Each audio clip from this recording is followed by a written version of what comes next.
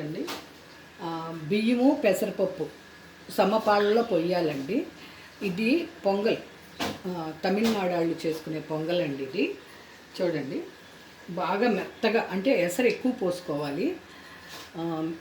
నెయ్యి కూడా వేస్తున్నానండి, ఆ వేడి మీద కరిగిపోతుంది. చాలు. ఇప్పుడు తాలింపు పెట్టుకుందామండి. తాలింపులో ఏమేమి వేయాలి అనేది నేను మీకు చెప్తానండి.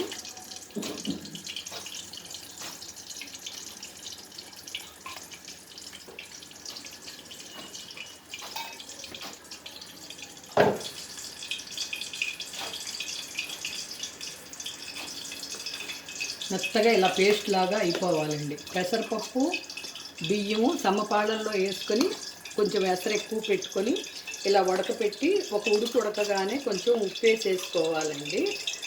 అప్పుడు ఉప్పుతో పాటు రైస్కి పట్టిద్ది, పెసరపప్పుకి రైస్కి బాగా ఉప్పు పట్టిద్ది అన్నమాట. దీన్ని ఇలా చేసి ఉంచేసుకొని ఇప్పుడు మనం తాలింపు పెట్టుకున్నాం.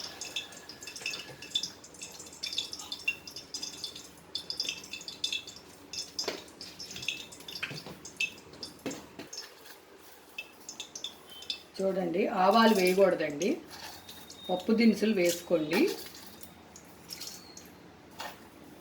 శనగపప్పు, మినప్పప్పు, జీలకర్ర ఎక్కువ వేసుకుంటారండి దీంట్లో.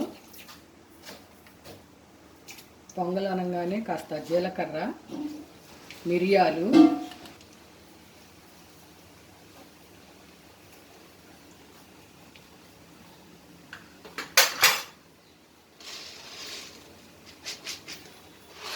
చూడండి మిరియాలు,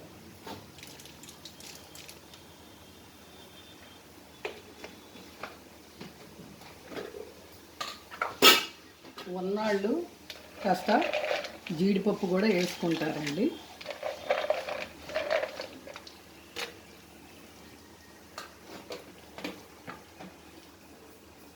అవి ఎగుతూ ఉన్నాగా కొంచెం కరివేపాకు,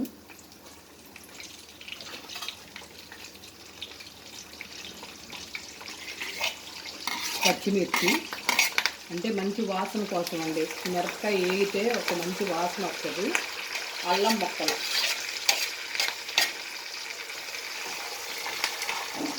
మంచి వాసన వచ్చేదాకా వేయించుకోవాలండి. కొంచెం చివరిలో ఇంగువ కూడా కొంచెం వేయాలండి. ఇలా దోరగా వేగిందండి, కట్టేసుకోవాలి. మంచి వాసన వస్తుంది. అల్లము, పచ్చిమిరపకాయ, ఇంగువ అన్నీ వేగిన వాసన అండి. మాడకుండా ఇలా ఆ బ్రౌన్ షేడ్ వచ్చేదాకా ఉంచి తీసేసి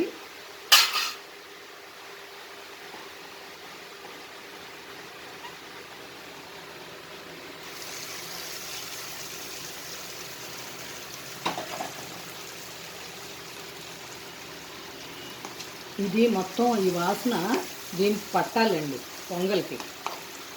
అప్పుడు అది తినేటప్పుడు మనకు ఆ టేస్ట్ వస్తుంది. కొంచెం ఒక 10 minutes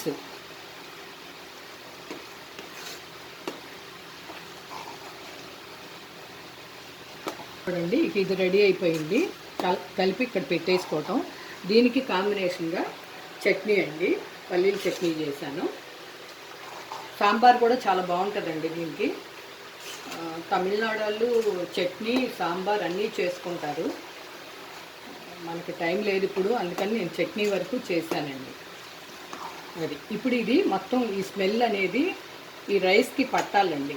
పడితే అప్పుడు సూపర్ టేస్ట్ తెలుసుద్ది. ఒక 10 minutes తర్వాత ఇంకా తినేయచ్చండి. Thank you friends.